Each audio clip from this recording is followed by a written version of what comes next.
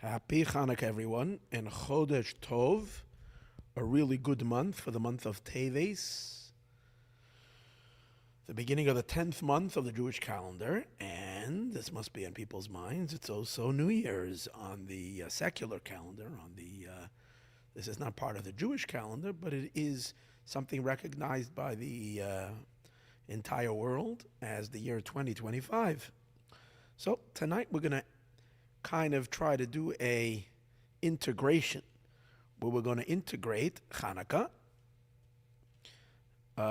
and the weekly Torah portion, Parshas Vayigash, and of course, now we're going to try to connect it all to the significance of the year 2025 and uncover, hopefully, the enormous Moshiach potential, if we might say, or more than potential, Moshiach energy related to 2025. And although some of you might look at me like I'm off the wall, why would Moshiach energy be connected to 2025? 2025 is not even a Jewish concept. So why would we say Torah regarding 2025? And that's a good argument and a good challenge, a correct challenge, but yet, based on the concept that the Baal Shem Tov teaches, that everything is by divine providence and everything has meaning, so it should not be far off our minds that something as significant as all the people in the world counting time, the Jewish people count on the Jewish calendar. And we write, when we write a document, a marriage contract, or any other significant document, we write the Jewish calendar. A letter, we should write always the Jewish. When you make an event, you should try to put the date, the Jewish event, the Torah time. However, any legal document that is being used generally across the world, whether in the United States and in other countries, need a date, and you can't put the Jewish date. You have to put the date on the Gregorian calendar, which in this case is going to be from tonight, January 1st, 2025. So and that pertains to Jewish people as long as we're living in this world, and it might even continue after Mashiach comes. That in as much as we're doing business with the world, with the greater world, we are writing according to the time and dates that have been established as the way people count time. So God has made the idea that it's 2025 very much part of Jewish life as well, whether we want to or not. Okay, you can't ignore it. If you're writing a check, you can't put the Hebrew date. You have to put the Jewish date. So the Baal Shem Tov teaches that everything in the world, even the smallest minute detail, is by divine providence. So even though it's not the Jewish date, it's by divine providence. And if it happens to be right now that Moshiach, as we discussed in the earlier classes, is already coming out of the cave, like we discussed earlier, like the Zohar, after we've discussed in the earlier classes and all the classes how Moshiach has subdued the 70 nations already. And we are holding already in the time of the post-subduction, subduing of the nations. And Moshiach is emerging. And the fact that he's emerging and it's now turning 2025, it very, very, very in all likability will be that 2025 is going to be the big, big, big year. The year that will go down in history as the biggest year of all of history. So before the balloon drops in Times Square, which is in a half an hour from now, let's already drop the bomb on how let's bless this up and coming year, 2025. Now my hopes are that Mashiach will still arrive in 2024. In Los Angeles, I still have 3.5 hours for that. But on the East Coast, we have a half an hour already. And in Israel, it's already 2025. But over here, it's still 2024. So I will not route for 2025 to be Moshiach's year because I'm routing for 2024. However, just in case, it takes a few more minutes, then it will be in 2025. So let's see if 2025, by divine providence, will be Moshiach's year. Again, I'm not a prophet, so I can't say anything for sure, but in all likelihood, this will be Moshiach's year. Then there's got to be tremendous spiritual, mystical significance to why 2025. And of course, it's also connected to the Hebrew year. It's even so much more connected to the Hebrew year. 5785. Tavshin Pehei. That's our Hebrew year. But we're already a few months into that. But now, on Rosh Chodesh, in Hanukkah, is when it starts. That's also significant. The fact that it's on Rosh Chodesh, the beginning of the 10th month, and at the same time, also during Hanukkah, the 7th day of Hanukkah, which is a very powerful day, because the menorah in the Holy Temple had 7 lamps, even though we have one more. But there's a certain shleimus, there's a certain perfection on the 7th day of Hanukkah. So 2025, that's the subject of tonight's class. And we're going to discover phenomenal ideas. Based on everything we've been talking about in last class, all the amazing light that we've brought and inspiration to the significance of what's going on now. We discussed Hanukkah. We discussed the essence of what we're watching. The inauguration of the new president, which is going to be in 3 weeks from now, on January 20th. We discussed about the significance of that event in terms from a messianic perspective. Listen to the last class. What was it called last class? Oh yeah, Mashiach emerges from the cave, part 2. If you really would want to appreciate tonight's class, I would suggest listening to Mashiach emerging from the cave, part 1 and part 2, but primarily part 2, which will lead and give you a better understanding in the significance of what we're talking about tonight, about the mystical significance of 2025. Let us begin with something I've heard from other rabbis. It's not my inspiration, but it's interesting that the last Torah portion, Parshas Miketz, which Miketz means at the end of, and the Zohar connects the word Miketz, the end of, as the end of exile. Ketz Hayamim, or Ketz Hayamin, the end of the right side, which means the end of darkness, and when God's right hand, which is the revelation of kindness, will reveal itself. God's great hand in the time of Moshiach. Or Ketz Hayamim, the end of days, where all evil, negativity will disappear. Okay? So, Miketz is an end time. That was last week's Torah portion. And on the simple level, it is also referring to the end of an exile. Although on the simple level, it's referring to the end of an individual's exile, which is Joseph's exile. Yosef HaTzadik, Yosef the righteous, who was sitting in prison in a dungeon in Egypt for false accusations, for his righteousness, but he had to be, for whatever reason, an extra 2 years in jail, an extra 2 years in prison. When the time came for his liberation, that's when Paro dreamed, and that's what Miketz means. That's last week's Torah portion. So even on the simple level, Miketz means the end of a dark period, whether it's an individual Yosef's life, or whether it is collectively the entire world going out of exile to redemption. Miketz is an important Torah portion that is very, very, very associated with the ultimate redemption. So there have been others who spoke about this before, and again, I picked it up. So I'm just going to share it with you because it's a cool idea.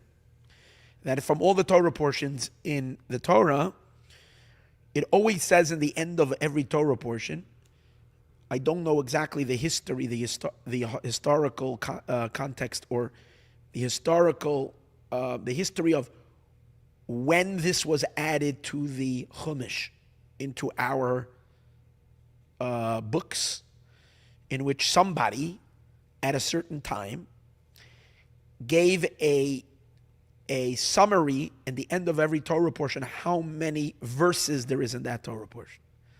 And that person connected it always with a sign.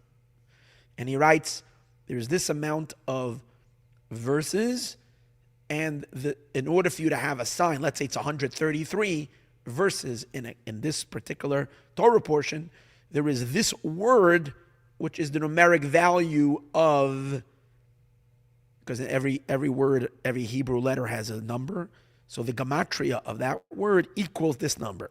So let's take Parshas Miketz. In last week's Torah portion, there is 144 verses. Kuf Mem Vav, 144. Sorry, not 144, 146. So it gives you a name, Yecheskiyahu Siman. The name Yecheskiyahu equals 146. And another name also, Amatzia Siman.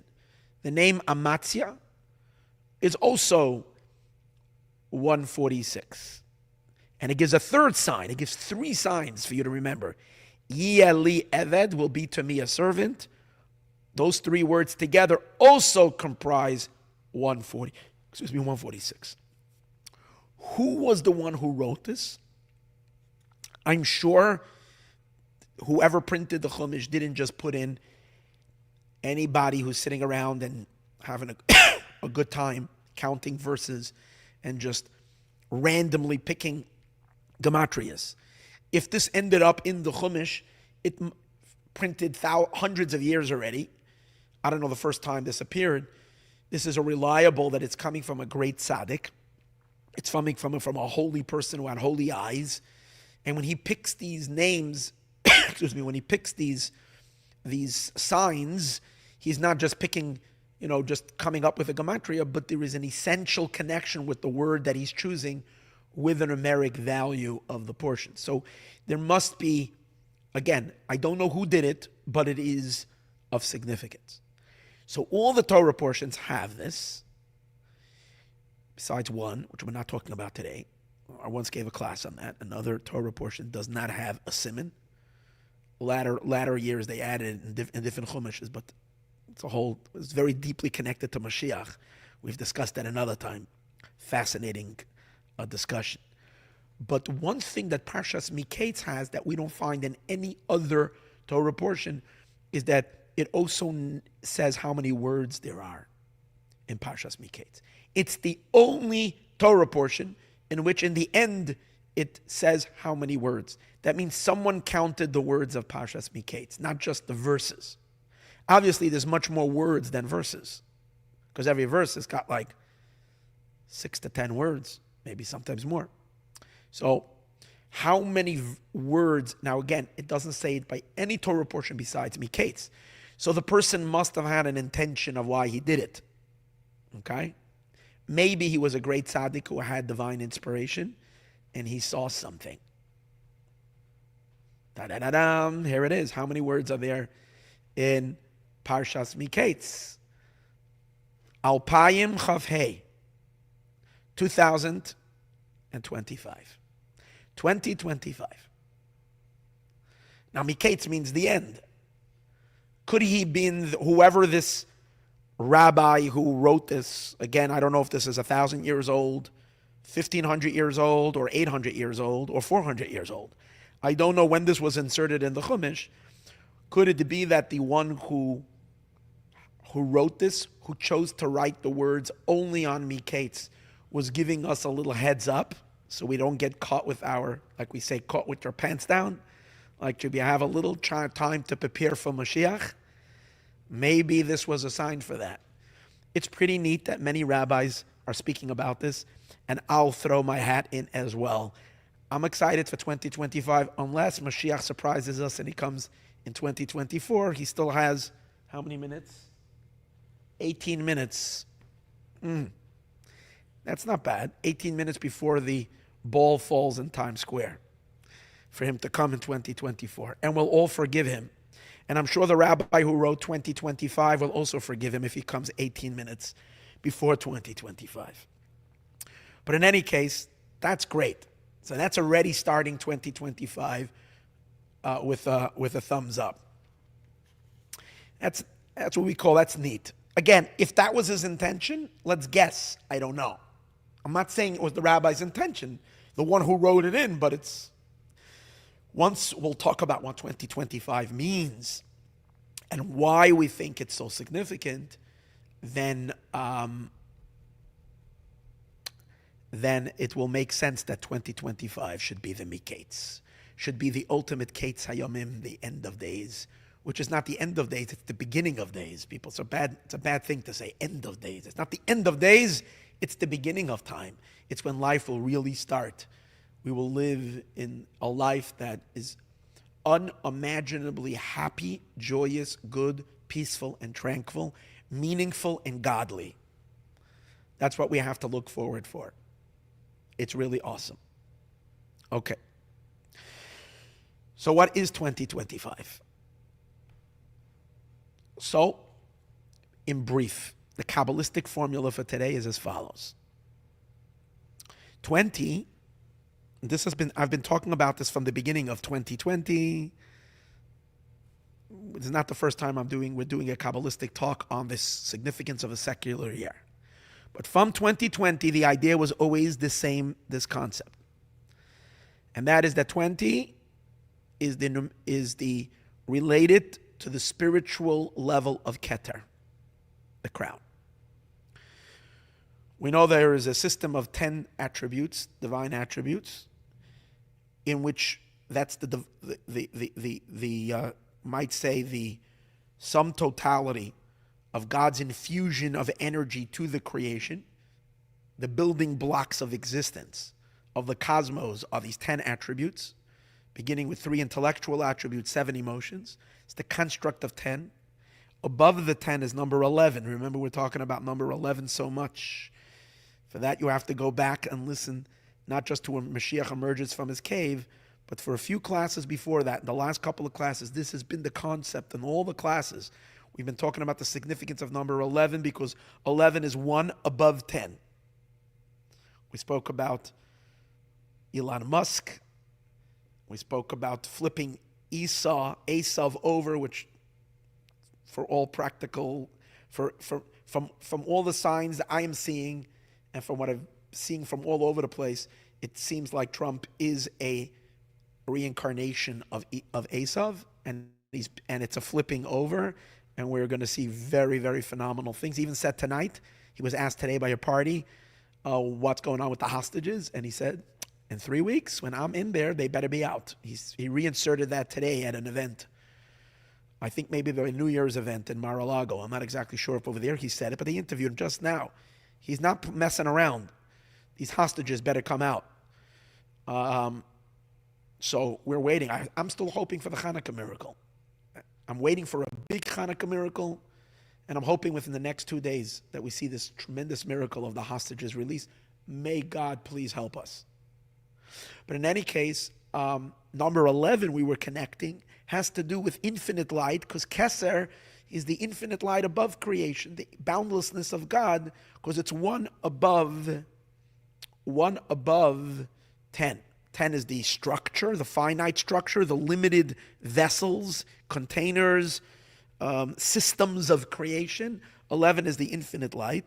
And if you remember, we discussed that in number 11, there's 2 levels, because in the Keter, there's the external part of the crown, and there is the internal part of the crown, the higher part of the crown. The external part of the crown is a light that's above the world, that has, however, some kind of relationship with creation. And the internal part of the crown is representing God's essence, which is utterly above the creation. And we were talking that Moshiach, if you remember the earlier classes, is the revelation of the infinite light, which is Keser, the external part of Keser, And even deeper than that, the essence of Keser is revealed by the coming of Moshiach. Moshiach reveals the essence of everything. Now, that idea is expressed also in the number 20. Why? The Kabbalists tell us the word Keser in Hebrew, which Keser means the crown. The crown represents the infinite level above the head, that which is incomprehensible, that which is boundless. The crown in Hebrew is spelled Chaf, Taf, Resh. The first letter is Chaf. And because the first letter of Keser is a Chaf, and Chaf is 20, the letter Chaf, remember we said every letter in the Hebrew alphabet has a number. Aleph is 1. Chaf is 20, number 20. So therefore 20 is indicative of the level of Keser. In addition to that, how do you say the word 20 in Hebrew? Chaf symbolizes 20. But how do you say the word? Well, Eser is 10. Or Asara. Or Eser is 10. Esrim is 2 times. It means 10 plural. 10 plural means the minimal of plural is at least 2. So the Hebrew word for 20 is Esrim. Now if you take the word Esrim, Ayin, Shin, Resh, Yud, Mem, and you do the numeric value of those letters, you get Esrim is equals 620. Ayin, Shin is 300, Ayin is 70, 370. Plus Resh is 200, it's 570. Yud is 10, 580. And Mem is 40. 580 plus 40, 620. And that's the same numeric value as the word Keter. The whole word, Chaf, Taf, Resh, is Keser. For that reason, 20 is indicative or symbolizes the Keter, the crown of God. Okay? But what's the significance of 25? So the Kabbalists tell us, if you listen to last week Thursday night class, see, all this is all information. See, I'm being original in today's class. I'm not telling you exactly what it says in this book or in that book, but I'm gleaning from lots of stuff we've been learning recently. And a lot of the things are all just coming together to create a beautiful mosaic, hopefully. So we've learned that in Thursday night's class, and this is all over the place, that Malchut, the attribute of Malchut, which is the lowest attribute of God, which is the mother of creation. Malchut is, or let's put it this way, Malchus could be seen as the creation itself. Because what is the creation if not God's empire? The creation is God's empire. Malchus means kingdom, kingship. The inner inspiration for God to create the world is through the world, God is a king. And the creations, me and you and all of us together, we are his subjects. So we are his kingdom. So the creation is called the Malchut. Malchut is called, the word for Malchus in the Torah many times is Ko. Ko is spelled Chaf He, 25. So Malchus is 25. When it says Ko Amar Hashem, so God spoke. Ko is so Amar. So first of all, Malchus we know is speech. Malchus, peh. Malchus is speech. Is God's mouth. So therefore it says Ko Amar. Malchus is Ko. Amar speaks. Malchus is the mouth speaks. Koi Amar Hashem. So says God. Ko is Malchus. Also, and for other reasons, Ko means something like. something like. Ko means, when you're saying Ko Amar, means something like this, God said. It's not so clear. It's a little murky. Versus the word Zeh, another word, which the Torah uses sometimes, Zehadavar. This is the word that God spoke. Zehadavar. Zeh is very clear revelation. Ko is not so clear. In order for God to create the world, God needs to create a frosty glass. The difference between looking in a clear glass, a clean glass, is that when you look through a clean glass, you see things as they are. But if you put a frosty, like a frosting on a window, a lot of times they put frosting of windows so that no one can look inside your window. A window in a bathroom is going to be with a frosting on it. You don't want people looking in. But you might want the light. But the frosting is the frosting on the window. So a malchus is a lens. It's one of the divine attributes. God is coming through, but through a frosting on the glass. Why? Because if we were to see God's explicit, conspicuous, if it would be completely revealed, God's, with a very clear way, God's presence, then everything would melt immediately into him because he's everything. So we couldn't possibly exist as creations. So our entire state of existence is because God filters his light, and the final filter, the big filter, is Malchus. Malchus means kingship. So the king is, it's not like God is blocking himself completely, because if he would block himself completely, we wouldn't be able to know him. The world would not be conscious of God at all. The fact that we are around for thousands of years, and we have millions of people throughout history, or people from all persuasions of life, that try to divorce the creation from God. Talk about the Greeks were celebrating Hanukkah. They wanted to cut God off from the creation. They wanted to cut the Jewish people off from God, and through that disconnect the creation from God. The Romans wanted to do that as well. The Egyptians wanted to do that as well. And the communists wanted to do that as well. And many on the extreme left want to do that as well now as well, and wanted to completely shut God out from the world. And yet mankind is not buying it. The human spirit is not receiving it. It doesn't sit well. We keep on coming back to God. Although many, some not. But you see, most of the world is just turning to senses, knows. Why? That's because God's light filters through.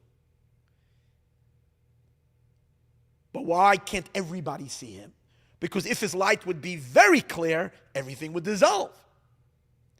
So this gives us an understanding why Malchus is called Ko. Ko means something like. So we are all living in the Ko world. If you might say, the energy that is creating us, sustaining us, making us, and creating our consciousness, our time and space reality, is God's kingship that's called Ko. Now the word Ko is made up Chaf He, which is 25. Okay, so if we are 25, we are Ko, and Keter is 20. Keser is 20. What's 20? 20 is the brilliant light of God, unadulterated, unhidden, God's infinite light, not blocked at all. Total opposite from Malchut. Malchus is a murky state of godliness, which allows the creations to be in existence. And in many ways, even allowing free choice, even allowing creations to ignore, even allowing utterly ignorant and atheistic beliefs. Complete divorced from any godliness. That's the Malchus. Keser is the extreme opposite. Keser is the highest of the high, and Malchut, in the perspective of divine attributes, Malchus is the low, the lowest of the low. Keter is the heaven above the heavens. The heaven above the heavens, Shmei HaShamayim, not just heaven, heaven above the heavens.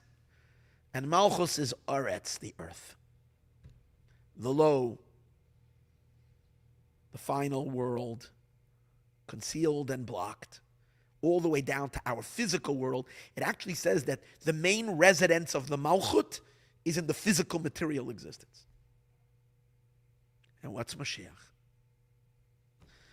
What's Mashiach is? Mashiach is, as a result of all the work that we have done from the day the world was created, from the beginning of Torah and mitzvot, that we start downloading God's crown into this world.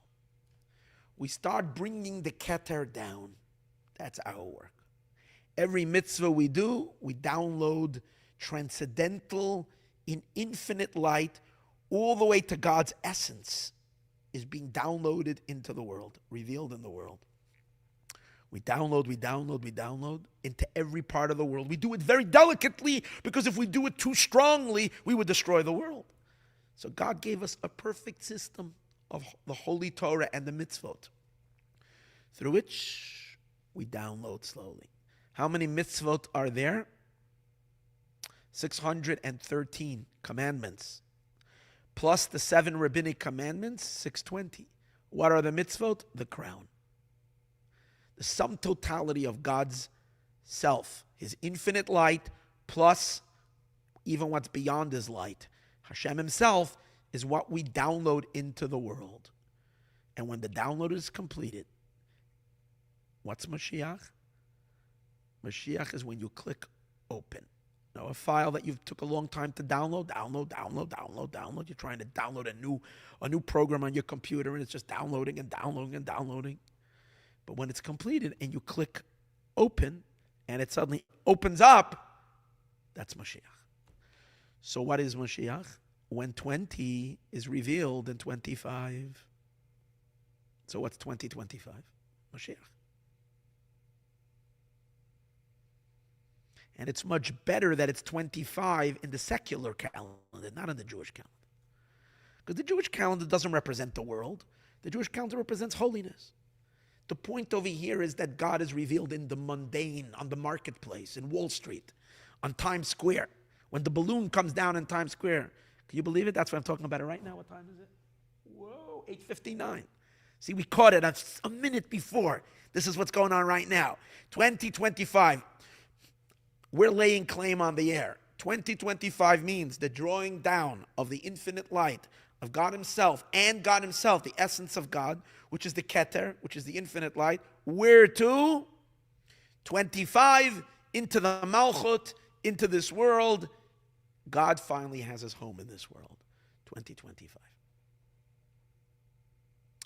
Now, how do you like if we learn that that's what Hanukkah means? Hanukkah comes from the word Chanu. Chanu means resting. Ko, 25. Hanukkah begins on the 25th day of the month. That's why it's called Hanukkah. And why does Hanukkah begin on the 25th day of the word? Because during the time of the Greeks, Malchut, the level of kingship was completely cut off from the higher attributes. Because the Greeks created such darkness, and they wanted to rip away the Malchut from the higher attributes, from the higher Sphirot. In other words, divorce the world from God. What are we doing when we light the menorah? We bring down the transcendental, infinite lights of Hashem into Malchut. Actually, it says in many places the menorah itself is Malchut. We draw down into 25 the lights of Malchus. And that's the meaning of the word, even it's in the name Chanukah. Chanu means they rest. What rests? All these lights, all these godly revelations, they rest, in 25, which is simply it meant the Jewish people rested on the 25th day the war was over. But the deeper meaning is that the higher, infinite, boundless lights of God are residing where? In Malchus, Chanukah. So this year, the 2025, begins on Hanukkah. Pretty awesome. Hanukkah. Now, but soon we're going to see. There's something very deep here, much deeper secret. But we're going to get to that. Be'ezrat Hashem. Now, if you remember in last week's class, the class called Moshiach Emerges from the Cave, Part 2, I was teaching you a teaching from the Rebbe's discourse that he said in 1966, and I told you that he said it on the 19th of Kislev. I was telling you the story that I was on a plane when I was learning it, and at that time they had legally, what's it called again, validated or officially validated Trump's pathway to the White House, and it was on the 19th of Kislev, and I was learning. Remember, I was telling you that there are 3 revelations in Malchut. In the days of I don't want to go over it. So if you don't understand what I'm saying, and you're just listening to this class, I'm going to post, Bezrat Hashem, I'm going to post the link, if I remember, of the YouTube of the previous class that I would like you to listen to. You can look it up. It's called Moshiach Emerges from His Cave, Class 2, because I don't want to go over the whole concept, because I'd like to share new information today. But if you remember, we were talking, just to refresh your memory, we were talking about that according to the Arizal, the real significance of Mashiach, the ultimate significance of Mashiach, is that the question is, what type of light is shining in Malchus? Everything depends on Malchus. Malchus is the world. Malchus is the big, ginormous bowl. Malchus is the recipient. She receives, she's compared to the moon. She doesn't have any light on her own. Everything must be given to her. Everything is downloaded into creation. So we said that in the days of Moshe, there was a so we spoke about three periods: Moshe's time, King Solomon's time, and Mashiach's times. And we said that all these 3 periods, there was a revelation of Keter in Malchus. The crown, the transcendental, infinite crown, was revealed in Malchus. However, we said there is a difference. In Moshe's days, it was the external part of Malchus that was revealed, the external part of Keter, of the crown, that was revealed in Malchus. And that's why there were still enemies, and Moshe needed to fight the enemies by traveling in the desert and subduing all the forces of darkness.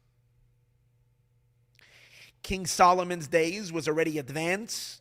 God already had not just a temporary home, a mobile home that we discussed yesterday. God already had a permanent residence in this world, semi-permanent. The real estate was permanent, but the building was not permanent because the building was destroyed. The real estate is still there. The property of Hashem is the Temple Mount. And God called it, and no one will ever take it away from him. So that mountain, when King Solomon was king, we find that King Solomon didn't have to fight any wars. Everybody made peace with him. Even his enemies were neutralized on their own, without war. Not only that, we said he was an incredible magnet. He was pulling the sparks of holiness from all over the world. People were coming to seek counsel and advice, enlightenment from King Solomon.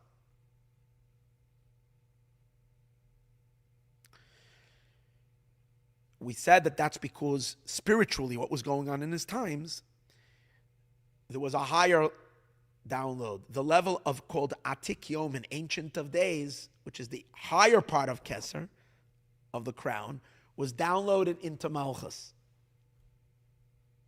Higher than Moshe. Moshe was the external element of the crown. This is the internal element of the crown. And that's why we said that level, remember, the first level we said is called tzedakah. Malchus is called poor. The kingship is called poor. We have to give tzedakah. Tzedakah means charity. In Moshe Rabbeinu's days, Malchus is pushka. Malchus is a little collector's box. Was filled to the top. It was already overflowing, but it was still tzedakah. In the days of Moshe, in the days of Shlomo Melech, Malchus became rich. She got affluence. Because when the inside of the crown is revealed, that's already affluence. That's already above and beyond. And that's why the Jewish people in that time in the land of Israel were very wealthy. And that's why the world was enormously spiritually wealthy. However, we said that's only the second level. It didn't eradicate all darkness forever. It subdued the darkness. It didn't transform the darkness. Then we said in the days of Moshiach, there is even something greater than wealth. And that's called chesed, gemilas chasadim. The Talmud says that gemilas chasadim, acts of kindness, you can do even for a wealthy person. Charity you can only do to a poor person. But acts of kindness is to wealthy and poor alike. What does it mean spiritually? That the revelation called chesed, the very transcendental revelation called chesed, is something above even the level of wealth. It's a download that comes higher even than wealth. And what is that? Spiritually. What does it mean in the divine attributes? That's the revelation of Moshiach. And we spoke in there that means in the level called Atik Yom in the Ancient of Days, Pnimius Atik. Pnimius Atik means the innermost of the Ancient of Days, the essence of the crown. There is in the level of light, there is external light, internal light, and then there is essence. It's almost, we would say like this. External light means God's light that he is illuminating for the sake of the creation. Internal light means light that he is emanating for himself, not for creation. Obviously, light that he's emanating for himself is way beyond the light that is targeted for creation. It's an infinite light, but it's still light. And then there is the substance from where the light comes from, God's very essence. And that's Pnimius HaKeser, the inner element of the crown, and that's going to be revealed only in the days of Moshiach. And that's the great level of chesed. Last week we connected that with Chasidut, the revelation of the teachings of Chasidus. Why is it called Chasidus? The inner light of Torah, what we teach at Mayan over here all the time. Why is it called Chasidus? The teachings of from the Baal Shem Tov and onward, a new dimension of Torah came forth because the teachings of Chasidus come from the essence of God himself. And that's why it's the beginning of Moshiach. And when the essence of God is revealed, what did we discuss last week? When the essence of God is revealed, the essence is the essence of everything. Everything flips. Everything turns over. All the negativity just dissipates. And everything in the world synchronizes with God. Even the most coarse things. Even those that are the most farthest away. Last week we gave examples. The Roman Empire, Esav, that was a war with the Jewish people, sworn enemy, dead bent to destroy the Jewish people forever, will become allies in the days of Mashiach. And you can see it already all over the newspapers. You can read it all over. It's happening already. Yishmael, the Arabs that have been at war with the Jewish people for who now? Tormenting, persecuting, bringing unimaginable suffering. If you look at the history of Jews in the Middle Eastern countries, they will line up in peace with the Jewish people, and they've done it already. The Abraham Accords, this is all the beginning of these massive changes. We spoke about last week how the Syrian rebels, the people who used to be ISIS, are calling for friendship with Israel. These are all signs of a metamorphosis that's happening, a deep transformation that's happening. Now, a better way of seeing it, I would like to, because you can still, I know a lot of people listening might say, wow, there's still so much darkness in the world. There are so many people that are so against, forget about anti-Semitic and against the Jewish people. And last week we still had a stabbing of an old Jewish woman that was killed. Which idiot, which monster runs out with a knife and kills an old lady who's 80 years old? Like if you're fighting a war for someone, why are you killing an old woman who was 85 years old or something? It's like, it's insane. It just shows you the barbarism. But you can point to it and say, well, there's still bad people out there. There's still people that are calling for jihad. There's still whatever. The Iranians are still maybe planning their nuclear. So what I would like, I think a good way of seeing this, think about an egg that's hatching. And the little chick is coming out of the egg. When the chick is hatching, it's breaking through the shell. The shell is cracking. So anybody with a little bit of sanity looks at it and says, hey, the truth of the egg is the chicken that's coming out. And that's emerging. Like before that, if you were ignorant and you never knew that chickens come from eggs, and you see the eggs, it looks like a nice oval white, whatever it is. Maybe you're thinking it's meant to play whatever ball with, or whatever it is. Some type. But now, or even you can make sunny side up or scrambled eggs with it or whatever. But when you see it hatching, then you realize, hey, there's the chick is the truth of the egg. The chicken, it's coming out. Now, what happens if you're seeing it hatch and you point, but you keep saying, what do you mean? There's a little bit of shell over here. There's a little bit of, yeah, that's what happens.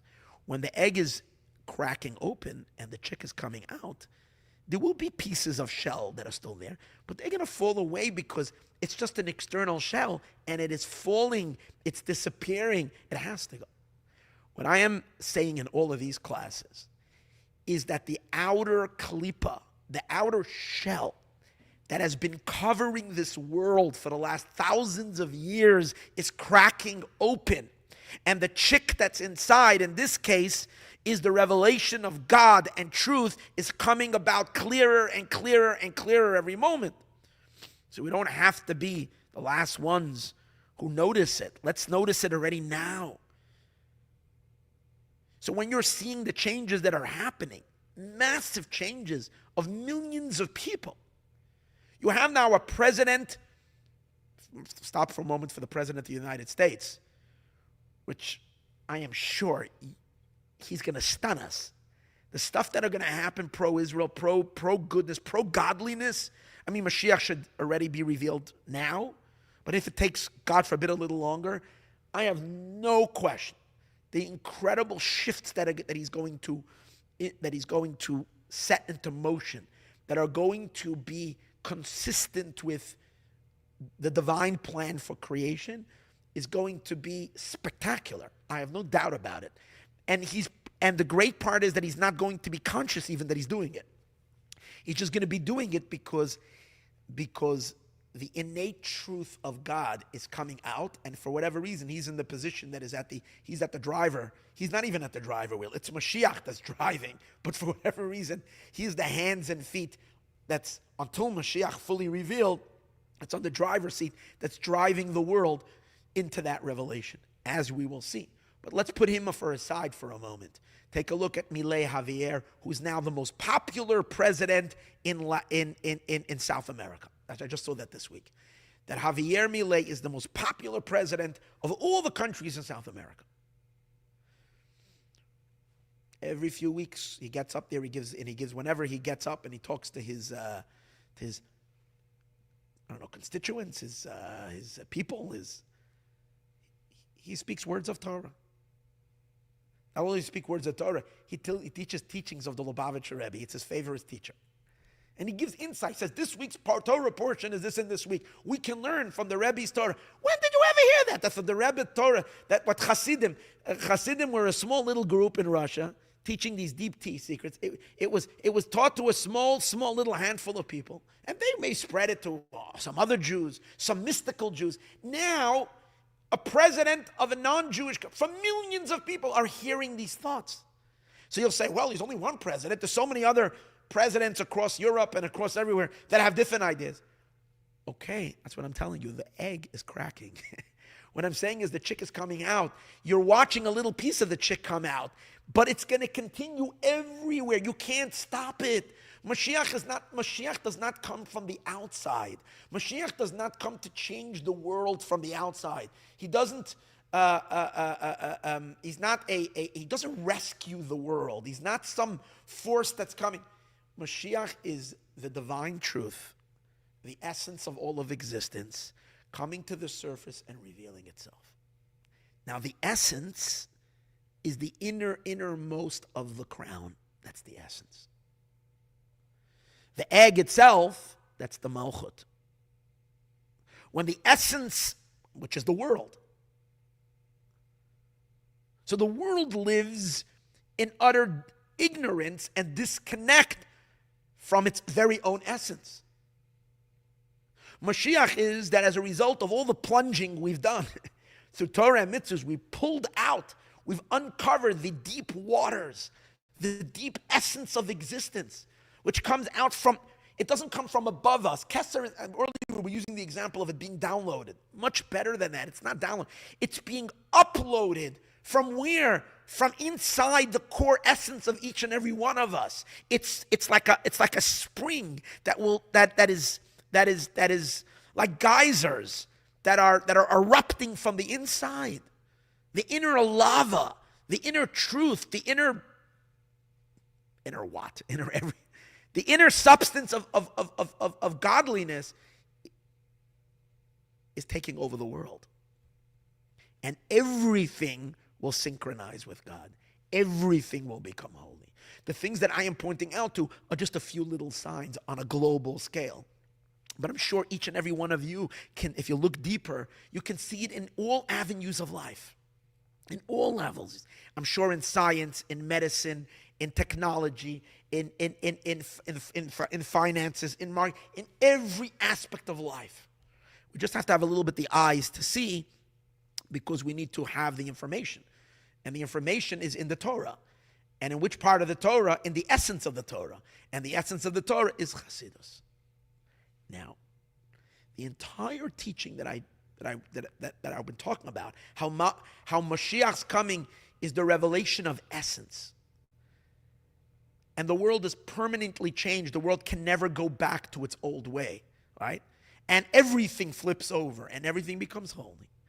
In the discourse of the Rebbe, where he discusses these amazing concepts, how Mashiach is the revelation of the essence, he bases it on one word in Ashrei.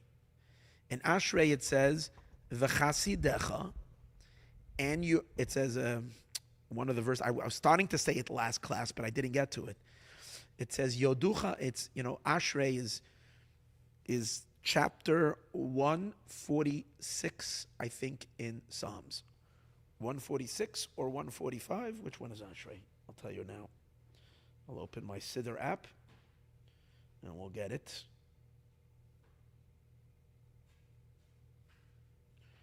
You can tell me which one?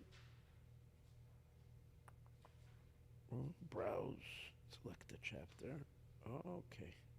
I think it's 146. No, it's not 146. Yeah, it's 145. Chapter Kuf Mem Hey, 145. The beginning of today's Tehillim. So in that's last week I told you it's considered the most cherished chapter in all of the Psalms. That's why we say it. It's known as Ashrei, but it actually doesn't begin with the word Ashrei. Ashrei is an added verse. It begins with the word Tehillah LeDavid, a praise for David. In the 10th verse, what's special about this chapter, that the sages tell us, is that it follows, each verse begins with another letter of the Hebrew alphabet in the right order. The 10th one starts with a Yud. So there it says, Yoducha Hashem kol masecha.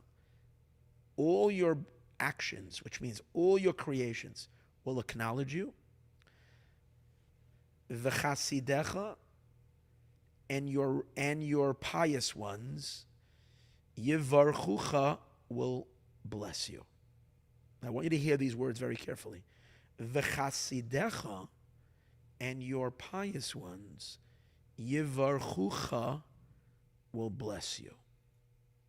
So the Rebbe says that these two words, v'chasidecha, and it's not just the Rebbe saying on his own, he's quoting from the 5th Chabad Rebbe, the Rebbe Rashab, who's probably quoting from earlier. And he says, this unique download of Moshiach, which is the essence revealed in Malchut, which is in the world, the essence revealed, which we didn't have even in the time of King Solomon. We said before is the download of chesed, the chasidecha, right? That which is even higher than wealth, which is the light of the inside of Keser is called wealth, but the essence of the inside of Keser is even higher than wealth. It's called chesed. It's the kindness that you give to someone who's wealthy already. You give him kindness. So chasidecha is from the word chesed. Chasidecha, the root of the word chasidecha is chesed, the pious one. And what's the second word? Yivarchucha simply means they will bless you. But if you break the word up, is yivarchu ko, they bless malchut. V'chasidecha, and your chasidim, yivarchu, they bless. The word yivarchucha, the last word cha is chaf hey. Yivarchu chaf hey. This is enough to make you pop out of your chair. Yivarchu, they will bless. Chaf hey, they will bless ko. They will bless 25. Those who are learning Chassidus will bless 25, like we did a few minutes ago, 30 seconds before the year 2025. We blessed the year, that this year should be the revelation. And not me, I'm a nobody, but I'm a Chassid. I'm sharing with you what it says in Chassidus. So this was the blessing. V'chasidecha, and your Chassidim, which generally doesn't mean, it's not me, it's the Baal Shem Tov, and all the followers of the Baal Shem Tov, all the way down to the Lubavitcher Rebbe, and all of his Chassidim, and all those who follow and live the Chassidic life, which is the life of essence. That's what Chassidus is. Yivarchu, they will download, what will they will bless, which means they will download what? Chesed. They will download the essence. And where will they download it into? Into 25, which is Ko, which is Malchus, which is the world. They will download 20, 25. 20 is Keser. As we said earlier in the class, 20 is and downloading where? Where's the target? Into 25. That's Moshiach.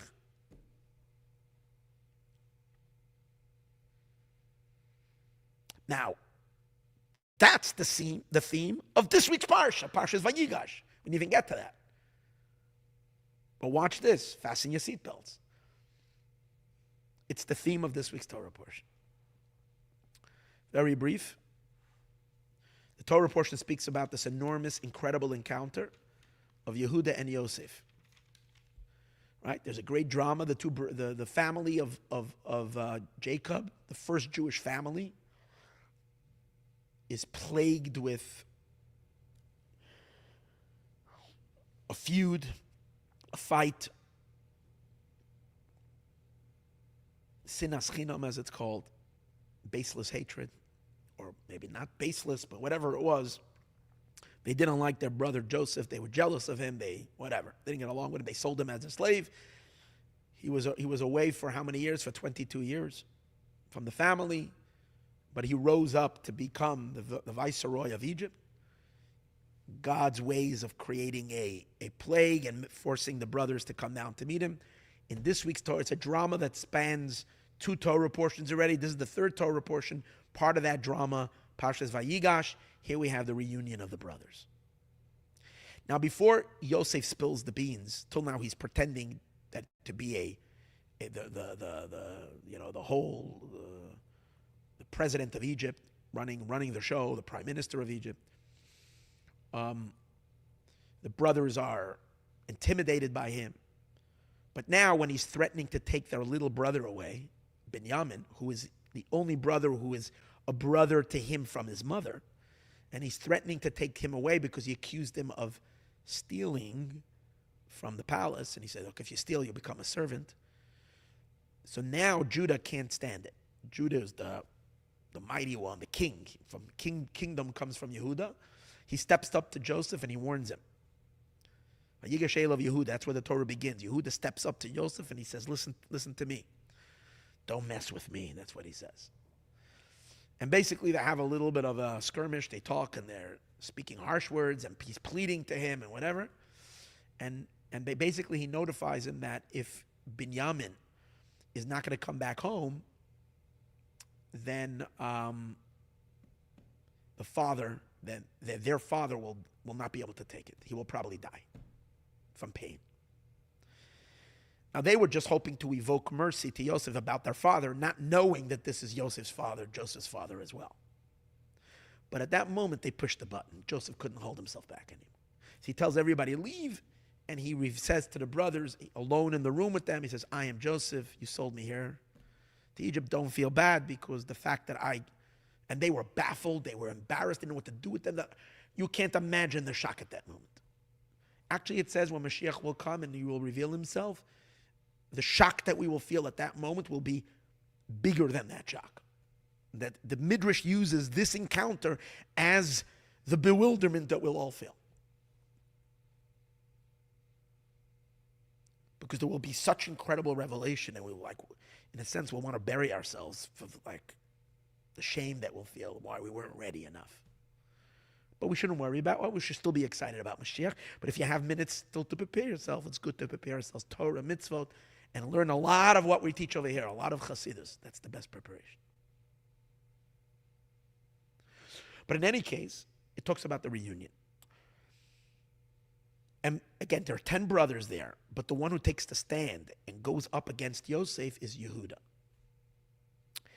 Now, so the theme of the Torah portion is Yehuda and Yosef, which we know represents two dynamics in Judaism. We're going to speak about that in a moment. The Haftorah, which is the portion of the prophets that we read after the Torah portion, discusses as well a prophecy of the joining of Joseph and Yehuda. You see, Yehuda and Yosef are not just two people. They represent two forces in the Jewish people. They represent two empires within Judaism itself. As we know that there were two kingdoms amongst the Jewish people. Later, in the days of after King Solomon, the Jewish people split into two kingdoms, the northern kingdom and the southern kingdom. Judah, King David, King Solomon belonged, this was before the split, but they officially the southern kingdom in Jerusalem. But then there was a breakaway, the next generation. In Solomon's son, there was already a rebellion, a breakaway, and 10 of the tribes made up their own kingdom. And that's the way it remained for the rest of the first temple period. And the 10 tribes were driven out of Israel at an earlier time, exiled, somehow mixed amongst the multitudes of nations. We don't know even where they are. And then most of the Jewish people today are descendants of the Judah and one other tribe, Benjamin, who joined him, and the Levites. That's about it. Some of the Levites. The rest all became. So there is a prophecy that says that when the time of Mashiach will come, God will bring together again the Jewish people to be whole again. And these two clashing rivalries of Judah and Yosef, which were each one was vying for power, will finally merge together and they'll become one. And it says, but even though, and God tells the prophet, take two staffs, it's a prophecy from Ezekiel. I'll tell you which chapter in Ezekiel. Ezekiel chapter 37, Yecheskel 37, verse 15 through 28. So it says over there, God tells the prophet, take two sticks. On one of them you should write Joseph, the other one, or Ephraim. The other one you should write Judah, Yehuda. And then you should take the two staffs and bring them together. They will become one in your hand. And that this is to indicate that the split that there has been plaguing the Jewish people for all of history, the internal strife that has been amongst the various different factions of within Judaism, are going to all merge together. We're going to be one again. We're going to feel very deeply associated, very deeply unified as one. But the last words of the prophet is Va'avdi David Nasi Aleim. But who's going to be the ultimate king? Not Joseph, but Yehuda. King David and the Messiah, Moshiach, who is a descendant from King David, he will be the king. And forever and ever. So the question is asked, and I'm doing this very briefly. Good. the portion of the prophets always has to have a similar theme to the portion of the Chumash. Yet here we find, and in a sense, they're the similar theme. Why? Because in the Torah portion it says about Yehuda and Yosef in their first fight come together, and then they make peace. They're at each other. They're ready to go to war, but then they make peace. And in the Haftarah, it also talks about the rejoining of these two factions in the Jewish people later. But there is a very big difference, because in the Torah portion, Joseph is the dominant one, and Yehuda is subservient to him. Yehuda threatens him, but still Joseph is the dominating one. He's the emperor. They're all at his mercy. He's the prime minister. He's playing games with them. He's manipulating them. You see them the last year, they're at his mercy. But in the prophet, it says that Yehuda will be the leader, not to Yosef. So there's a lot to explain over here. I'm just going to say one little point from another discourse, again from the Lubavitcher Rebbe. Now, the Rebbe's discourses are off the charts. They're in a different level. We're interpreting Torah on a level of essence. It's never been revealed. Chassidus in general, and within Chassidus itself, the Rebbe is like beyond. You need to learn a lot of Torah to be able to learn his discourses, because they're very, very deep. In a mimer called Va'avdi David Nasi Aleim, my servant David will be king over them. One of the discourses, I don't know which year it was said, but in this discourse, the Rebbe explains the dynamics, and he explains it based on a Kabbalistic concept. But this is so connected to what we're learning here. It's the same ideas that we were learning earlier, but in a different format a little. Joseph, mystically, represents the masculine energies of divine. There are 10 Sefirot, 10 attributes. The 10 attributes, each one is an emanation of divine energy or divine light, divine personality trait. The last of those masculine energies, masculine lights, is the attribute of Yesod. And Yesod represents, Yesod means foundation, but it also means bonding. And it represents the bonding energy of the male to bond with the female and give her life, give her energy. In the divine attributes, it means that infinite divinity should be funneled into the small vessel called Malchut. Malchut is the creation. Malchut is the divine attribute that's the soul of creation. Malchus is female. That's like the recipient. She receives. Yesod is the final level of divine energy when it's already conditioning itself to give life to Malchut. Yesod and Malchus link up to each other. The Yesod is the one who gives life to Malchus. Joseph, he personifies the energy of Yesod. Yehuda, Judah, he is, from his descendants come the kings, the ultimate kings, King David. He is the energy of Malchut, the feminine element of the divine. Male and female, the male is higher. Because the male is the giver, the woman is the receiver. So Yosef, and that's why in the Torah portion, and when we learn, Yosef calls the shots. And Yehuda is at the mercy of Yosef, because he's the recipient. He doesn't have anything unless Yosef will bestow. You see, Yehuda's asking Yosef. We see later the family needed Joseph. Joseph was the one who provided them with food during the famine. He's the provider. They're the recipients of him. Physically, spiritually, on the divine level, on all levels. Joseph is the tremendous. Joseph still represents the infinite light of God that's above creation, but it's directed towards creation. Malchut is the creation itself, the recipient. Hence, we will now see what's the difference between the Torah portion over here and the prophets. Because the system of the way things are now is going to be completely flipped on its head in the time of Moshiach. There is a certain current system, and there is the system of the future. The Torah is speaking about a story that happened in the beginning of Jewish history. Joseph and the brothers. This is the founding family of the Jewish people. These are the pioneers. These are the patriarchs, of, so to speak. And not the patriarchs, but they're the children of the patriarchs. This is the first patriotic family, if you might say, patriarchs and matriarchs of the Jewish people. In that time, and until the time of Moshiach,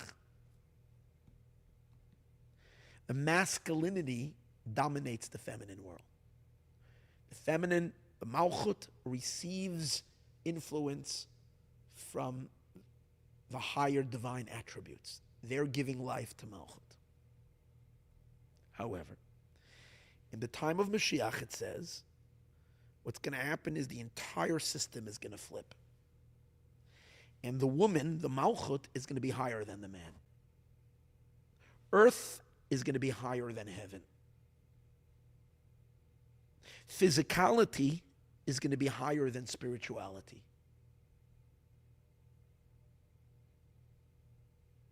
Why is that? Why is that?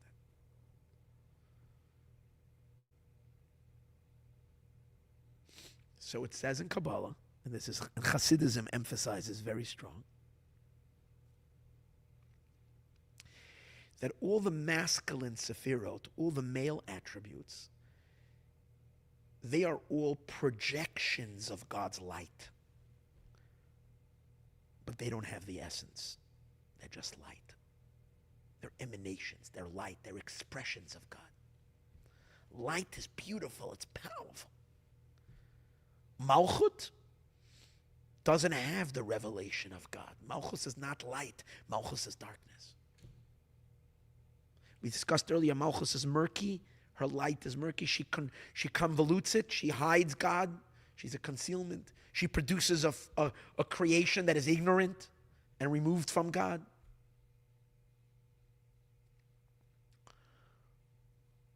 But this is God's trick. The lowest is rooted in the highest.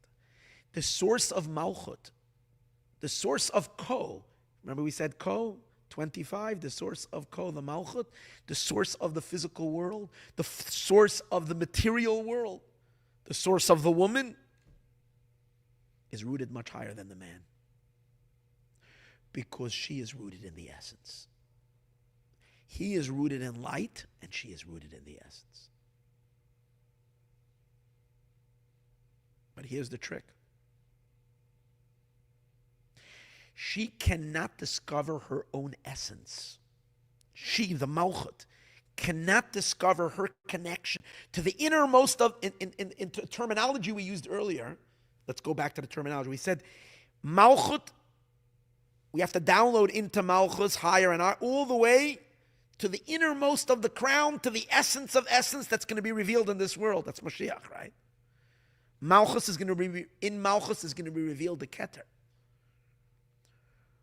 But in order for Malchus to have the revelation of Keter inside of it, and the innermost of Keter, which is the essence, which only she can have, because she's rooted in the Keter, she's rooted in the innermost and the essence of God, the only way it can be revealed in her is if she's first enlightened for thousands of years by her male husband, by the masculinity of the other Sephirot. The other, because here's the thing, Malchus is rooted in the essence, but Malchus itself is dark, because the essence is dark. So she kind of falls from the essence, but she falls. Now the essence is dark because the essence is beyond revelation. It's the essence. It's the very essence. But Malchus is dark because She becomes part of a limited, finite, constricted, dark world. And even fosters evil and darkness. And all that all happens in her world of Malchus. She has to make her way back into where she really comes from. And that is the essence of essence. She can't do that herself. She needs her husband, which is a product of light, not a product of essence, to illuminate and shine and shine and shine and shine and shine until she's ready. But once she's ready and she's polished and she's refined and she's elevated, let's put it into simple words that maybe may resonate more. The physical world, the physical matter itself is rooted in God's essence more than all the spiritual worlds. But matter itself is the most ungodly possible because it doesn't feel any godliness, it only feels itself.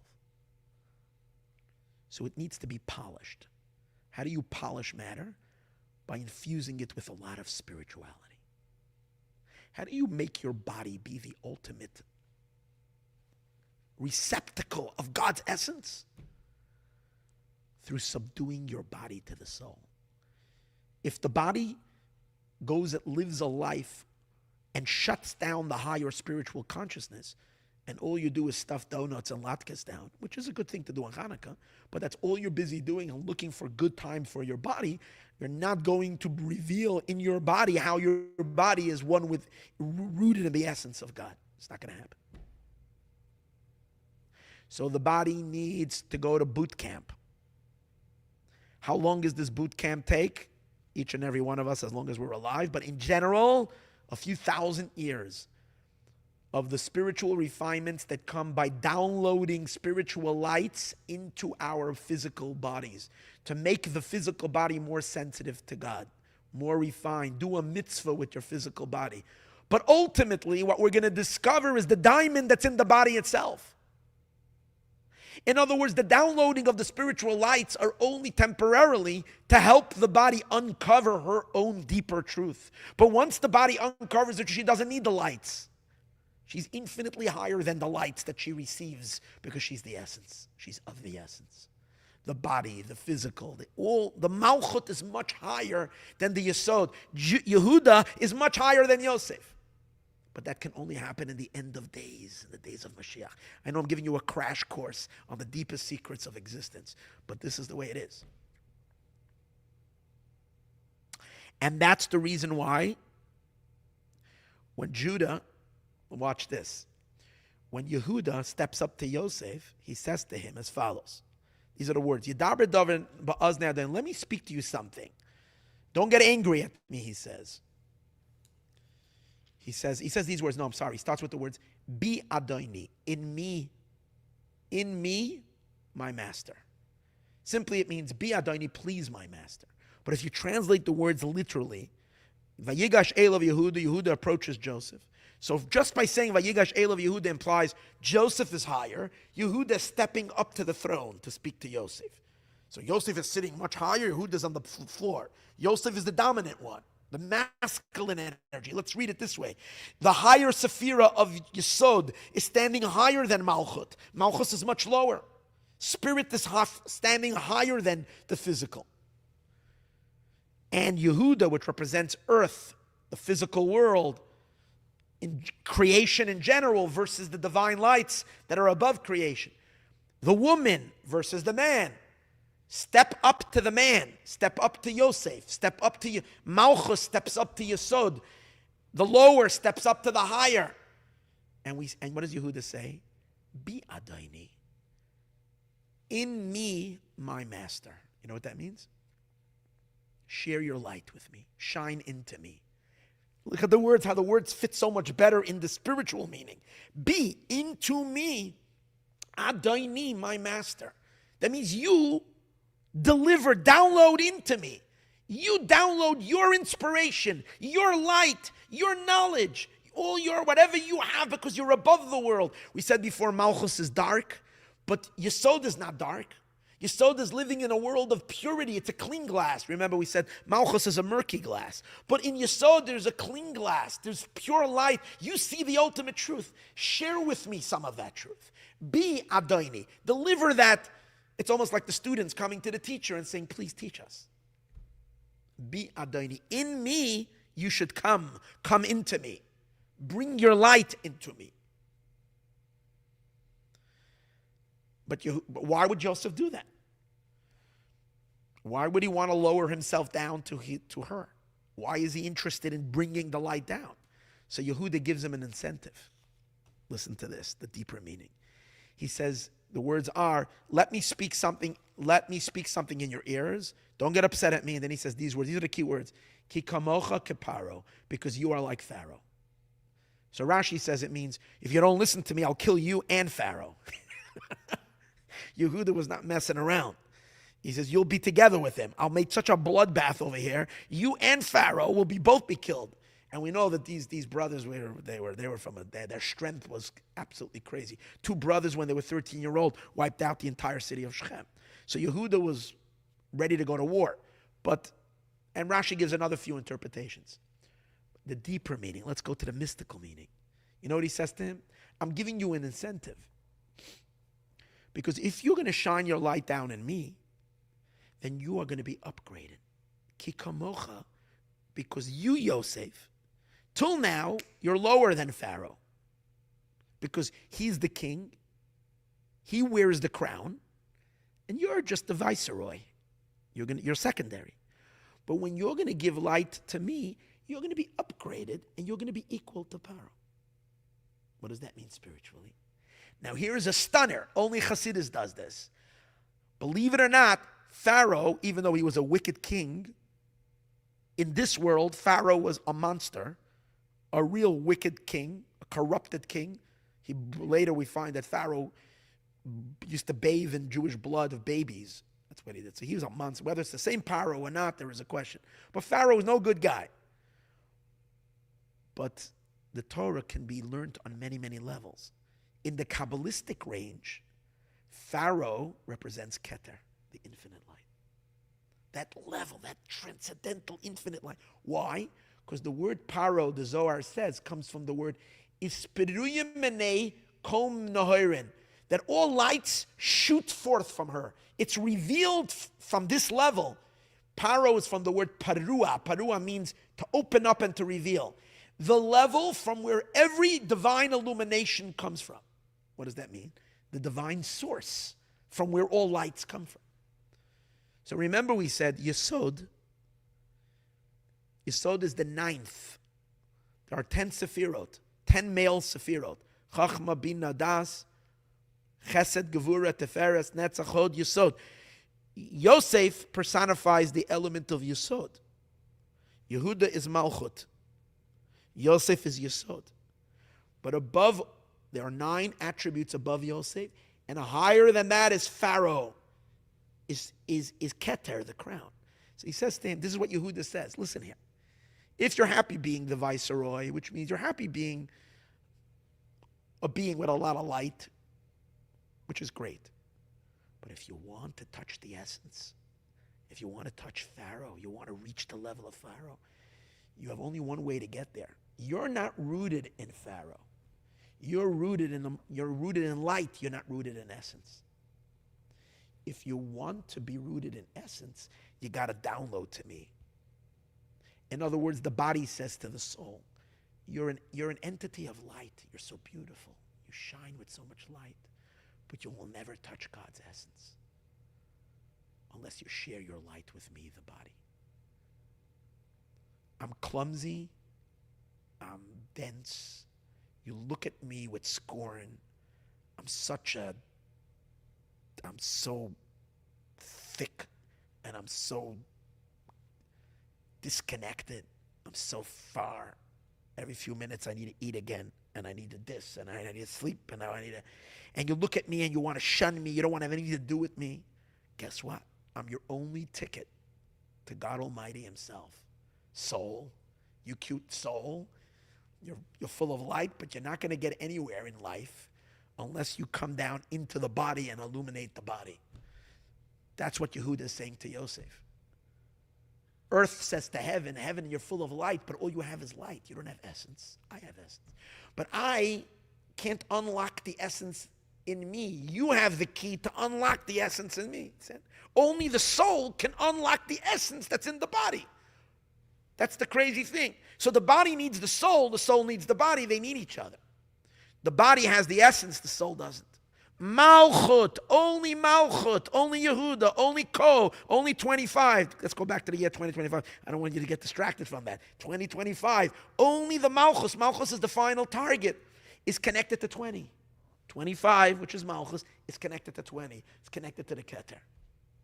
So Yehuda says to Yosef, you better download into me if you want to be like Pharaoh, which is above.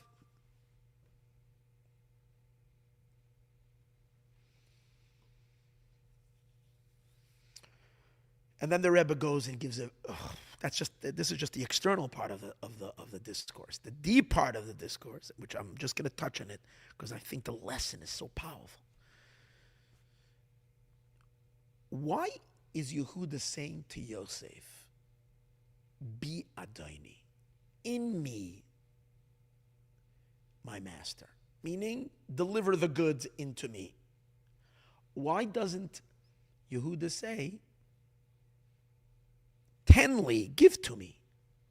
Be Adoni means in me, my master. Deposit in me. Download in me. So the emphasis is not on Yosef giving, it's that the delivery should arrive into her, into Malchus. Why is that the emphasis? If you're asking somebody for something, you're asking, can you please share with me? Can you teach me? Can you give me? But here the emphasis is not that Yosef should give. The emphasis is that it should be given into her. That she should have it, not that he should give it. Then she should have it and not that he should give it. Of course, the only way she can have it is if he gives it, she can have it. She can only get it from him. He has to give it to her. But the emphasis is not in him giving it to her, but rather that she should have it. And I'm not going to go into the depth that the Rebbe says, but the Rebbe says just one point, which when you are giving to the recipient, when you're giving charity or you're being kind to somebody, there's two ways of doing those kindness. You can do it because when you are giving to somebody, you are expressing your goodness. You're expressing your kindness. You're being a better person. You're being a more kinder person. You're being a more generous person. And that can be a motivation to give and to share and to inspire, whether you're giving money, whether you're giving time, whether you're giving of your influences, whatever you're giving to somebody. Most of the times when we give, we want to give because we want to feel good, or we want to express our goodness. It's like you say, I'm giving because I want to be a good person. And obviously, the more I give and the further I reach, the gooder of a person I am, right? The better of a person I am, the kinder of a person I am. I'm such a philanthropist. I give to everybody. I don't even discriminate so much, so everywhere. Okay, that means I'm such a giver. That's one way of giving. The other way, you have absolutely no concern for yourself being the giver. What you really care is that the hungry person had lunch. That's what gives you satisfaction. It's not even the fact that it's not about you giving, it's about them having. And the Rebbe says, when you're giving because you want to express yourself, then the giver is really never entering the world of the receiver. They're remaining in the world of the giver. So even though you're going to touch the keter, you're going to go up into the crown, you're only going to grow up to the external part of the crown. But when the giver can be selfless for a moment and not give because they want to give, or because they need to give, or because they express themselves in their giving, but they give completely not about them. My only satisfaction is that you have. In a sense, I didn't even have to be the one that gave it. It could have been anybody else that gave it.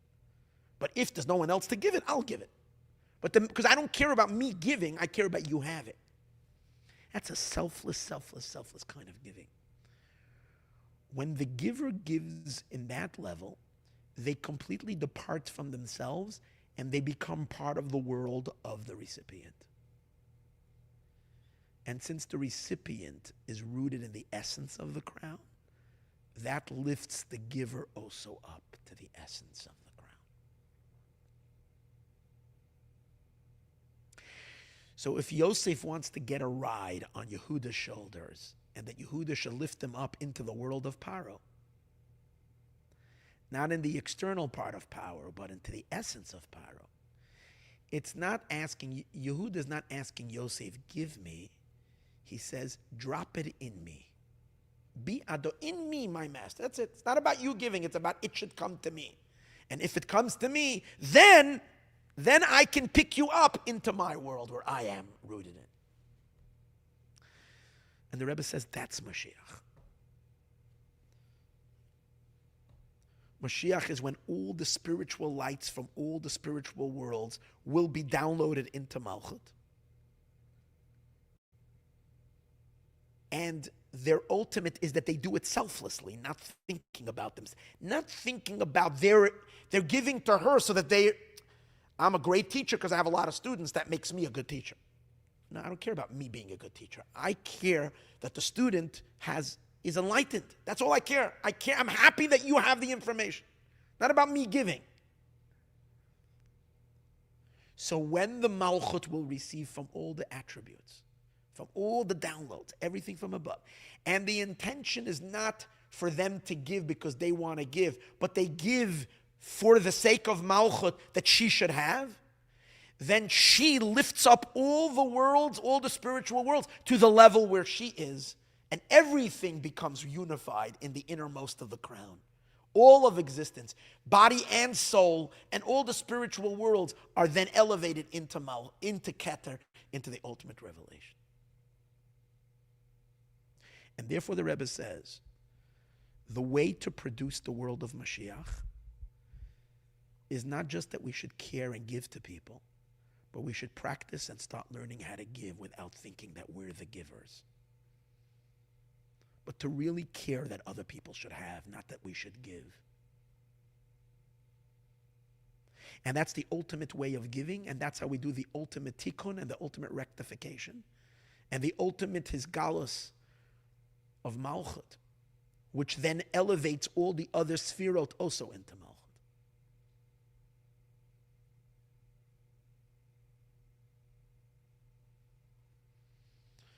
So that's how the Rebbe says the Parsha is similar to the Haftorah. The Haftorah tells us the end of days. Who's going to be higher?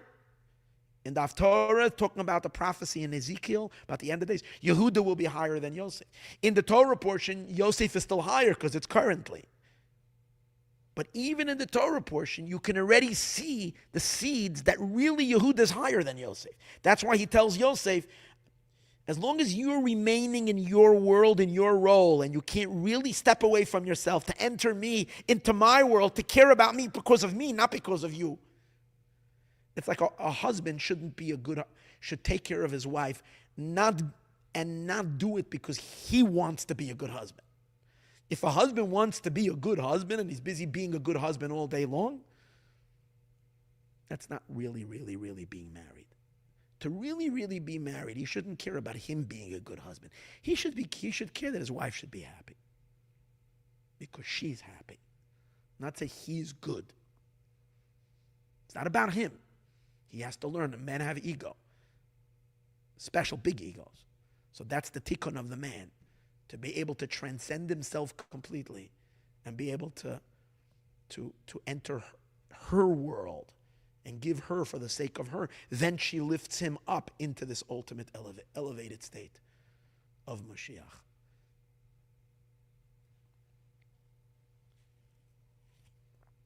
So, I'm thinking in the word Chanukah. Chanukah, we said before, is Ko is Malchus. Chanu means to deliver all the lights. All the lights should be delivered. All the masculine lights. Chanu, they're resting in Malchus. But the emphasis in Hanukkah is not, doesn't say something about the higher lights being sent to Malchus. It says it's residing. Chanu. Chanu means it's chaniya. It's a resting. It rests in Malchus. Where did these lights come from? They came from the influencer. So in other words, what I'm saying is in Hanukkah has the same, this I didn't see in the Maimer, has the same concept of be Adoni, in me your master. Not you should give, but it should be delivered into her space. Chanukah, koi, 25 has the 20 inside of it. Not the emphasis that it's being delivered, but that it is there. So even though this is such a deep concept that we're discussing, there is a practical application to it. If everyone who listens to this class, if we can think about tomorrow, or even tonight, if you can do something for somebody for the sake that they should have, not that you should be doing, they should have. And your satisfaction should be just that they have. And not even because if you give them, because they have them, they will later elevate you. No, that's already cheating. Because then you're already thinking again about yourself. No. Just find satisfaction in someone else doing a mitzvah. Now, who taught? This is Hasidus, really. Who taught the world? I'm very proud that there's a videos going around for my son. Look at them all over. They're being shared all over. My son is in Fairbanks, Alaska, as I mentioned many times. He's lighting the menorah in minus 20 degrees below zero. And he had 60 people outside at night when they lit the first public menorah ever lit in the most northern place in the world. 50. So think about it. He said like this: the donuts froze, his phone froze, he had a speaker for music froze. The baby was out. They have a baby, so the baby was out with them. Him and his wife, and his wife, she's about a year and a half old. They had to run and put her in the car.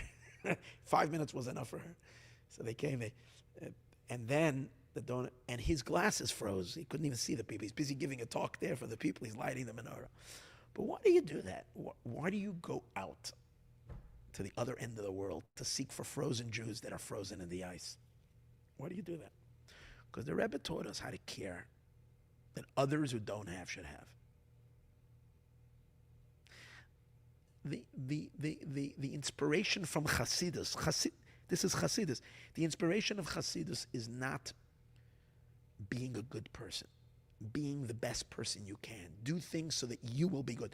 Other forms of Judaism do promote that, and it's true. Yosef's form on his own would be doing for that sake. Yosef is so full of perfection. He's always perfect, so he's always doing the perfect thing. If someone is hungry, he will feed him. But it's part of his perfection.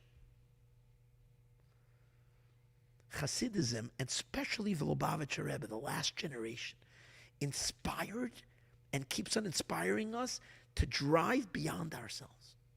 Complete selflessness. Do and give, but not because you want to give, just that it should be. That's it. That's the ultimate Moshiach. And that's ultimate revelation of Malchus. Okay. So now that we've connected all this together, Yevarchuko is the ultimate chesed. Bringing the chesed, the kindness, the real kindness is not about yourself, the recipient. Bringing the chesed down into Malchut. 20, 25. So I want to finish with one last parting thought, which is really awesome. And that is, there's another very important number over here. 2 plus 0 is 2. The 0 cancels out. 2 plus 2 is 4.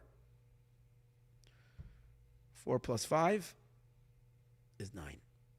So 2025 equals 9, if you add up the numbers. 9 is a very important number. 9 is the number of essence. Let's build that up. How is 9 the number of essence? Remember we've discussed in last class, 7 are the 7 emotions. All of nature is made up of 7. 7 days of the week, 7 directions, 7 oceans, 7 continents, 70 nations, 7 heavens, 7 colors in the rainbow, 7 musical notes. 7, 7, 7, everything is 7.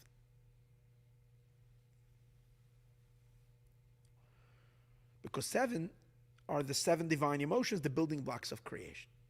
What's 8? 8 is the light above the 7, infinite light. So let me. I know myself might be confusing you a little bit over here. See, 8 and 11 have the same concept. If the construct is 7, which are the emotions of God, then 8 is above. If the construct is 10, because we add the 10 the 3 intellectual attributes, then the number above that represents transcendence is 11. So 8 and 11 have the same concept, that they're above the construct. So if 7 is limited light, and 8 represents infinite light, the number of miracles, that's number 8, Hanukkah, 8. But infinite light comes from somewhere. What's beyond infinite light? Higher than infinite light is the essence. And that's symbolized in number 9. 9 represents essence. And that's why 9 is the number of truth. Because essence is the truth of everything. Not inspiration, not light, just the truth. God is the truth of everything.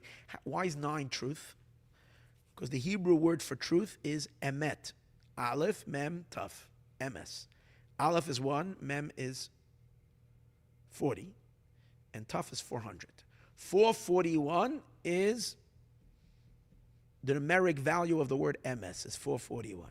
Let's add the numbers together. 4, 4, and 1 is 9. That's why we say 9 is truth. We also know that 9, every number, if you times it by any number and then you add, if you times any number by 9, 1 times 9 is 9. 2 times 9 is what? 18. Add the 2 numbers together, 1 and 8 is 9. 3 times 9 is 27. Add the 2 numbers together, 2 and 7 is 9. 4 times 9 is 36. 36. 3 and 6 is 9. 5 times 9 is 45. 4 and 5 is 9. 9, it will always come back to 9, because truth always comes back to truth. So someone shared with me this Shabbos, cool idea, which I never knew. Again, I don't know even how this works. I have no clue how this works. And because I'm ignorant in math, so I don't know. My extent of math is gematria that I do on, but I never really studied math. I never learned advanced math, so I don't know. But someone shared with me this crazy idea that take any name of anything, if you do it in Hebrew and you get the numeric number. So I took my name. My name is Ruvain. So Ruvain, how much was it? I did it today, 259.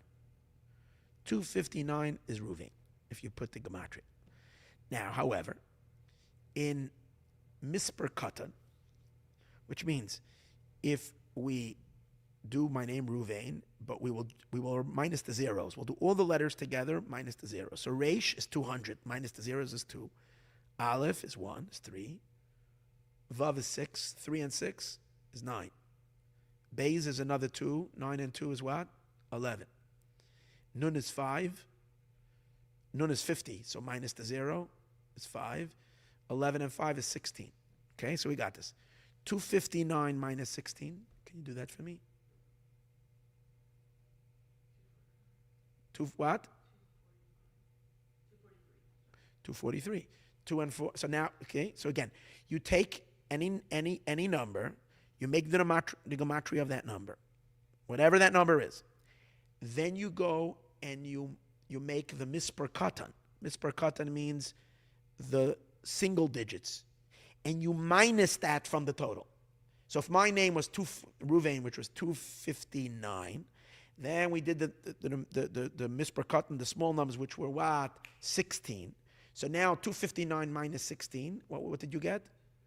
243. Now let's add together the numbers. 2 and 4 is 6. 6 and 3 is 9. So I said, oh, pretty cool. So I tried it with my wife's name, Frumit. Pei Reish Vav. Exact same thing. It will happen with any name. We tried it with the name Moshe. Let's try it. Let's do Moshe. Easy name, Moshe. Moshe is 345. Then let's do the mispercutton from 345 for Moshe. So Mem is 40. Mem is 4. Put 4.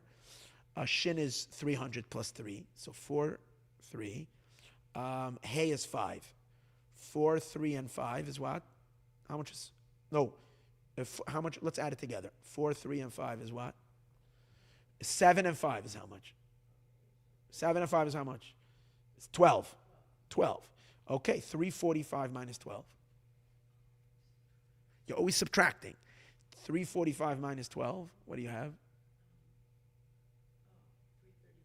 333. 333, 9.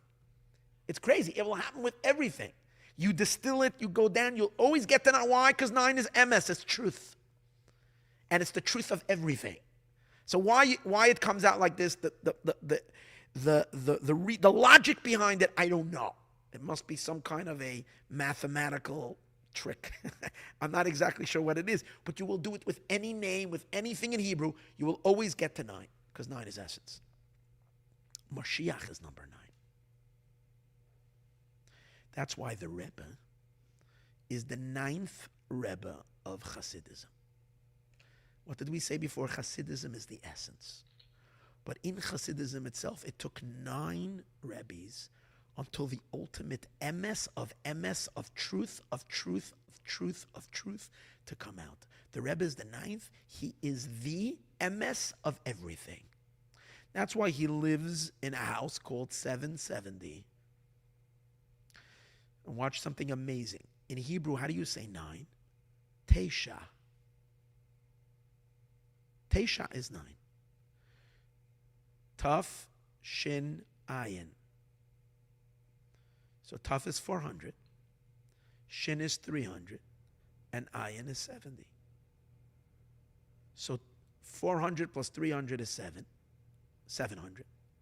And Ayin is 70. So Teisha, which is 9, which is the word 9, if you spell it out, you get 770. Because from 770 comes the ultimate truth. It's the truth of truths. The Rebbe is the 9th Rebbe. The revelation of ultimate truth. That's the reason why 2025, 2 plus 2 is 4, 5 is 9. 2024 was not 9, it was 8.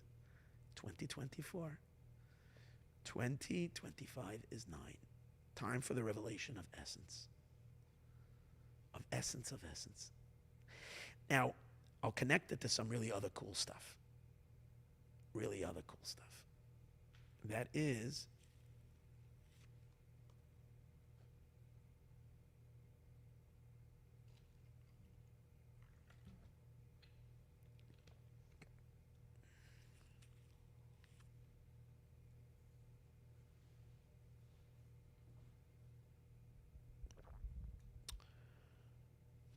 last week we were talking about,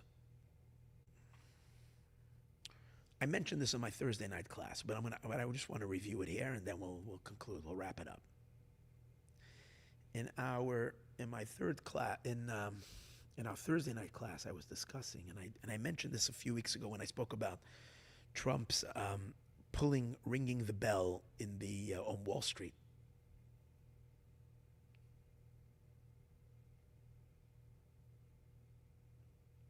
So there we were talking about the whole Kabbalistic formula for the entire structure of the world's, the process of creation to the ultimate light, to the ultimate development. So we said it's all connected to 4 names of God. Yud Kei Vav Kei, which is the Tetragrammaton, God's essential name. filled with different letters inside of it. Filled with different letters. If you fill it with different letters, you get to a different numbers. Remember that? Let me review with you the numbers. I'm not going to go into it right now. There is 52, which is called Shem Ban, 52. There is 45, which is another name. If you fill it with olives, you get 45. There is 63, which is called Sag, 63. And there is 72. And the system works as follows. The mystical system, the mystical, historical, the playbook, so to speak, of creation works as follows. First, there was infinite light. God released, and the infinite light was not able to create the world. It crashed. So the initial revelation of an infinite light, where were very intense lights, but the vessels crashed. That was the revelation of 63. Crashed. It fell down, and the broken shards is what create a world that's messed up with good and evil, klipa and all kinds of stuff. That's related to the name 52. Then comes a new emanation of God, which is far lesser light, but containable in the vessels. That's called 45. That's the root of our soul, of the Torah, 45. So we learned the job of 45 is to go down into the world. 45 descends into the debris of 52. 45 fixes 52. When you fix 52, 52 rises up into 63 and draws down the powerful lights of 63. To put it into the context of today's class, 45 would be Joseph. Yehuda would be 52. Joseph has to go down into Yehuda to fix 52. When he fixes 52, 52 rises into Keter, into 63, which is the far more powerful lights, and draws that down. But then it says in Kabbalah and Chassidus, after 45 fixes 52 and elevates it to 63, the ultimate perfection is the revelation of 72. 72 is like the cherry on the top, the icing of the cake. It's God coming and revealing to us more than what we've done, that we've accomplished. That's the ultimate revelation of God. So it's interesting. 72 is chesed. Chesed, the numeric value of chesed is 72. So when we said before that Hasidism and the light, the ultimate light of Mashiach is the revelation of what's called chesed, which is the essence of Hashem, that's related to the name 72. Now 72 is 9. Because 72 is the ultimate essence. Essence is MS, is true. Now it's interesting, 63 is also 9, 6 and 3. 45, it's also 9. Because these are all truth. Now 52, again, I didn't see this anywhere, so I'm afraid to say it, but I'm saying this just as a maybe. 52 is the only one that doesn't equal 9. It's 7. And it could be because 52 is truth, it's the name of God, but it's the name of God of Malchut. And as we said before, Malchut is the one thing that's not presenting ultimate truth. Malchus is a blurring of the ultimate truth. Until we fix Malchus, an elevator, and bring her into 63, back to where she came from, into the infinite lights, and all the way up into 72, into Chesed, Malchus is in a non-rectified state. And therefore, it doesn't have that same quality of number 9 in it.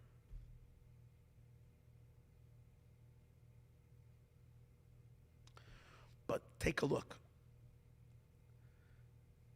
You find that all the numbers, however, associated in this entire scheme are all connected to the revelation of Chasidus, the Rebbe, and so on and so forth. Why? Put it this way. The distance between 45 and 52 is 7. 52 itself is 7, 5 and 2. In numbers, 45 to 52 is 7. We know 7, the Rebbe, when the Rebbe became Rebbe, he is the 7th Rebbe to the Chabad dynasty. And he spoke and he said, Basi Lagani. And he said that the seventh generation has to bring the Shekhinah down to this world. So that means to apply 45 to 52, which is what we've been doing from the beginning of days. But in the end, there's going to be 7 generations that are going to manifest the complete bittul of ma, of 45 into 52. 7 generations. From 45. And the 7th one is going to complete the drawing down of 45 into 52. When that's finished, 52 is then elevated into 63. How far is 52 from 63? 11. And we said about the Rebbe, spoke about it in the other classes, that he's number 11. How we discussed how his birthday is on the 11th day, and he's 11. Day he becomes the Rebbe's number 11, and 11, 11, 11. Every element about him is number 11. So the elevation of Malchus into Keser, which number 11 indicates Keser as well, is 11. Oh, by the way, the one who brought this to my attention is one of my students from Australia. I know she wants me to say her name. Anyway, she brought me to this. She turned me on to this idea. She listens to my daily classes. So she turned me on to the idea that the difference between 52 to 63 is 11. Now, what's the difference between 63 to 72? Because the ultimate revelation is 9. So the Rebbe is 9, he's also 11, and he's also 7. So the connection between all these spheres are all done in the final generation through the Rebbe, who is 7, the 7th of the Chabad, the 9th of the Baal Shem Tov, and he himself, everything about him, as we discussed earlier, the essence of Malchus is rooted in Keter, which is number 11. And all of that is going to be revealed in the year 2025. Pretty neat. No? This is cool. I think it's cool. Anyways, we've definitely blessed the year. Let's hope that my blessings come true. And again, I'm saying these things, many of them are just my own chidushim, which means my own ideas. Most of the concepts we discussed today are definitely true because I'm sharing with you what it says in the holy books. Some of the ideas that I'm putting together are maybe. I hope I am correctly diagnosing the situation. Now, I mentioned to you that Trump, who is becoming president in this month of Tevis, so let's bless the month of Tevis, on the Rambam's yard site on the 20th day of Tevis, 20 again, which is Keser.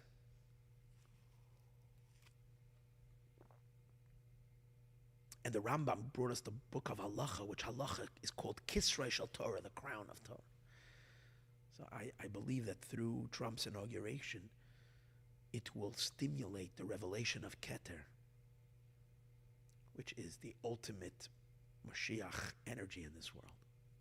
Because it has to do with the Tikkun of Esav, like we discussed. So it's interesting that Trump his first term he was president 45, which 4 and 5 is 9. In his second term, he's president 47. 4 and 7 is 11. He wasn't 46, but he was 45 and 47. 9, 11. 9, 11. And as I discussed with you, the date 9/11 is an infamous day in history. It's when global jihadists became jihad became global, because that's the war against Moshiach, which is against the elements of 9 and 11. But now that's all broken, that's all shattered, and we are ready for triumphant life, ultimate revelation, the revelation of Moshiach. And that is because the number 9 is going to emerge in the full essence and reveal itself everywhere and in everything. And what we should really be doing for ourselves is, number 1, we discussed earlier, let's do kindness and goodness in a way where we're not thinking of ourselves, number 1. Number 2, if everything in the world is aligning itself and synchronizing itself with God, even the lowest things, we should also believe that about ourselves, that we ourselves are aligning and synchronizing with God. And if we still have an old image of ourselves, one of sinfulness and rebelliousness and non-compliance, which you might say, I'm still feeling negative impulses. I'm still feeling desires for sin. I'm still feeling, I'm not necessarily so excited about mitzvahs and doing good deeds, which I should be if you're saying that everything is synchronizing with God. So maybe we're looking at ourselves with old glasses and we haven't updated ourselves to the new self. So my example for that is pretty neat. Watch this. Sometimes you're looking at a page and the page is stuck on your computer. And the reason it's showing you something, it's like you're trying to fill out a form and you're getting it back and forth, and they tell you on the phone, just refresh the page. So you refresh the page and suddenly it's a whole new thing. So I think what we need to do for ourselves is we all need to refresh our pages. Just because we're looking at ourselves the way we were yesterday, last year. We're holding on to an old, limited, constricted, dark view of ourselves and of the world. The essence is being revealed. Essence is not stoppable. Moshiach is going to catch up with each and every one of us, whether we like it or not, because he's not coming from the outside. He's coming from your gut. He's coming from within you, from below you, from inside. He's emerging from the essence of everything into the consciousness. That's the point. It's the essence opening up into the consciousness. You can't run away from that. So why be the last one to invite him in? Might as well start living this way already now. And if we're not feeling it, just refresh. How do you refresh? You tell yourself, hey, Moshiach is here. Why in the world am I still living with this lousy attitude? Depressed, sad, whatever. If Moshiach is here, wake up and smell the coffee. L'chaim. Moshiach now.